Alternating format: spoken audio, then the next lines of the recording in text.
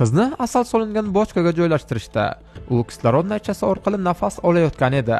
Keyin uni benzin bilan to'ldirilgan xonaga olib kirishdi. Bu uni yoqish uchun emas, balki uni qutqarish uchun edi.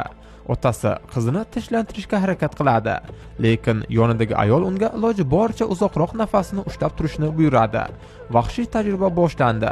To'satdan naycha tortib olindi va xonani yoqib yuborishdi. Qizni tanasi olovdan pufakchalar bilan qoplanayotgan edi. Lekin bu faqat tajribaning birinchi bosqichi edi. Biroz vaqt o'tgach, asal yuzasida qattiq qobiq hosil bo'ladi. Qiz qimirlamay qoldi. U og'riqqa dosh bera olmasdi. Ayol xonaga kislorod yetkazib berishni to'xtatdi. Bir zumda olov so'ndi va xona mutlaqo sterillandi.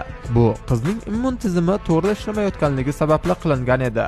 U faqat bunday sharoitda omon qolish mumkin edi. Keyin kislorod yana xonaga to'ldirildi.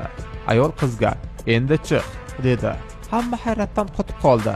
Qiz o'rnidan turdi, lekin tanasi yallig'lanmagan. Hattoki olov izlari ham yo'q edi. Sizningcha, asal chindan ham allergiyani davolay oladimi?